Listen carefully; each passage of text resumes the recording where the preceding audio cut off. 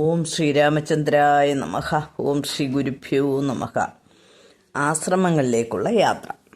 കുഞ്ഞുങ്ങളെ, രാമായണത്തിലെ കഴിഞ്ഞ കഥകളെല്ലാം കേട്ടല്ലോ. ഇന്ന് ശ്രീരാമ സീതാ ലക്ഷ്മണന്മാർ ഭരദ്വാജ ആശ്രമത്തിലും വാൽമീകി ആശ്രമത്തിലും എത്തുന്നതാണ് പറയുന്നത്. ഗംഗാതീരത്ത് നിന്ന് ഗുഹനെ പറഞ്ഞയച്ച ശേഷം ശ്രീരാമാദികൾ വനത്തിലേക്ക് യാത്ര തിരിച്ചു. ഫലമൂലാദികളും മൃഗങ്ങളുടെ ഇറച്ചിയും ഒക്കെ ഭക്ഷിച്ചും വൃക്ഷച്ചുവട്ടിൽ കിടന്നുറങ്ങിയും യാത്ര തുടർന്നു.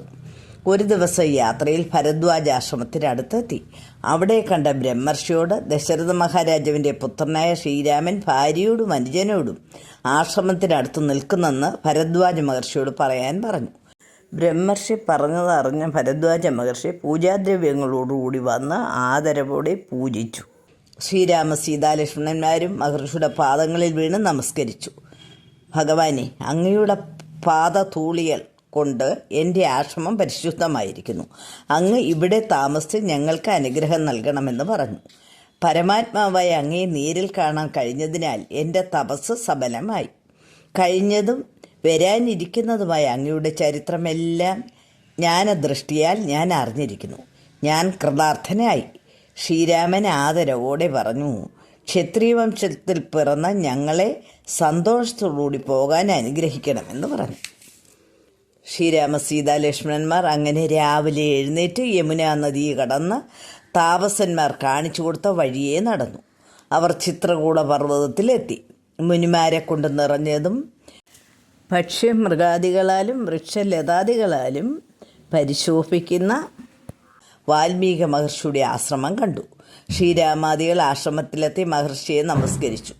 അപ്പോൾ വാൽമീകി മഹർഷി സന്തോഷം കൊണ്ട് ശ്രീരാമനെ മുറുകെ ആലിംഗനം ചെയ്തിട്ട് പൂജാദ്രവ്യങ്ങൾ കൊണ്ട് പൂജിച്ചു. ഫലമൂലാദികൾ നൽകി സൽക്കരിച്ചു. ക്ഷീണം തീർത്ത ശേഷം വാൽമീകിയോട്, ഞാൻ അച്ഛൻ്റെ ആജ്ഞ അനുസരിച്ച് അനുജനോടും സീതയോടും കൂടി വനവാസത്തിന് പുറപ്പെട്ടിരിക്കുകയാണെന്ന് പറഞ്ഞു. അങ്ങേക്ക് ദിവ്യജ്ഞാനം കൊണ്ട് എല്ലാം മനസ്സിലായല്ലോ.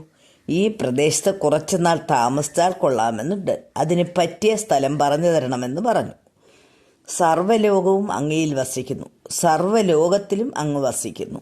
അങ്ങനെയുള്ള അവിടത്തേക്ക് ഏത് സ്ഥലമാണ് കാണിച്ചു തരേണ്ടത്? മണൽത്തരി മുതൽ പ്രപഞ്ചത്തിലുള്ള സർവ്വതിലും സദാ ജീവിക്കുന്ന ജഗൽപതിയായ അങ്ങേക്ക് ഞാൻ എവിടെയാണ് ഒരു പുതിയ ആവാസ മന്ദിരം കാണിച്ചു തരേണ്ടത്?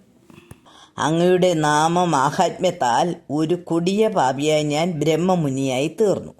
ഇങ്ങനെ ഭഗവാന്റെ മാഹാത്മ്യമെല്ലാം പറഞ്ഞിട്ട് ചിത്രകൂട പർവ്വതത്തിൻ്റെയും ഗംഗാനദിയുടെയും ഇടയ്ക്ക് നല്ല ഒരു ആശ്രമം ഉണ്ടാക്കി 2 പർണശാലകളും നിർമ്മിച്ച് അവിടെ വസിക്കണമെന്ന് വാൽമീകി പറഞ്ഞു.